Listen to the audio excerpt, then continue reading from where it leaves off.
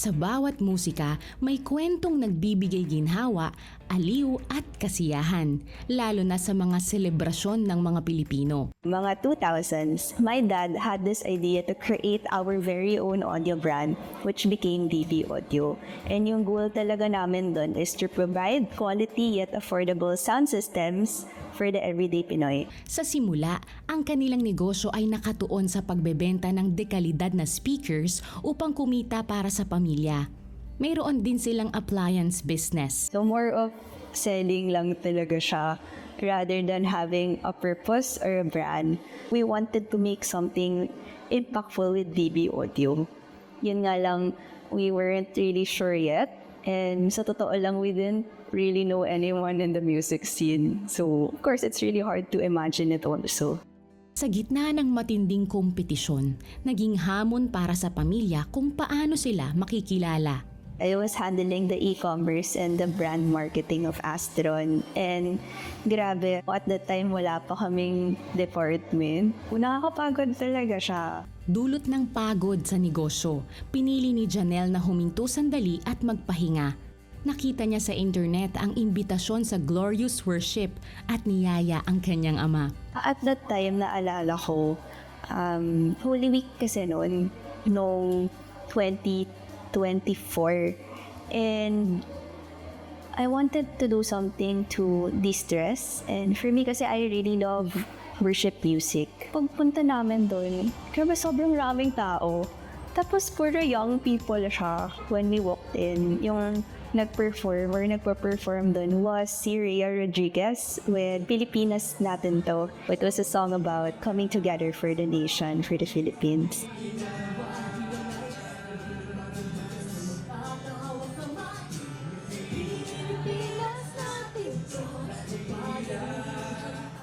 Tapos, after that, Jack the Preacher with his song Muli.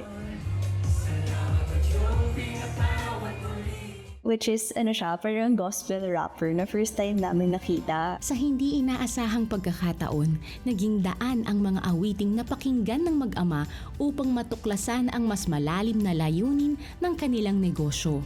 It was the rest that I needed. God really spoke to my heart. He gave this vision na gagamitin niya yung brand namin, not just to sell speakers, pero to actually bring hope, love, and restoration to the Filipino nation. Mula sa bagong pananaw, nabuo ang mas malinaw na direksyon. Nagpasya ang mag-ama na makipag-partner sa Reverb Worship, ang music arm ng CBN Asia na naghahatid ng mga kantang nagbibigay buhay at inspirasyon. When we heard about the ministry stuff that they were doing, one of those is Reverb Worship. So my dad, of course, wanted to support that kasi at the end of the day, it's really about, it aligns with yung purpose diba? Yung bringing joy and hope to communities through music. Kasabay ng paglago ng kanilang team, lumawak din ang mga opportunity na dumating. More than the finances, what we really saw after all of that was God providing the right people and opportunities for our business para ma-establish talaga at mag-flourish yung DB Audio na brand.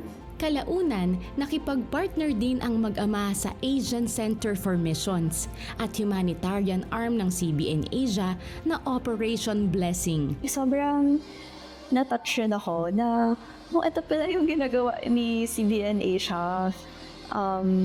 First of all with ACM, yung Asian Center for Missions. Ang rami palang missionaries that you guys are training all over Southeast Asia. Yung impact pala is not just sa Philippines, pero all over the world. Like, that's really amazing for Operation Blessing. Parang dun ko lang nakita rin yung impact niya na for communities, yung mga outreaches, diba? Kung may mga emergencies and also yung mga medical, importante yun sa everyday Filipino. Sobrang nakakataba talaga ng puso for Astron and DB Audio to be part of that. Mula sa isang simpleng imbitasyon, nagsimula ang isang malaking pagbabago. hindi lang para sa kanilang negosyo, kundi maging sa kanilang buhay. I've really experienced the faithfulness of God. Maasahan talaga siya. If this story moved you, partner with CBN Asia. Your support can spark someone's breakthrough. Click to donate now.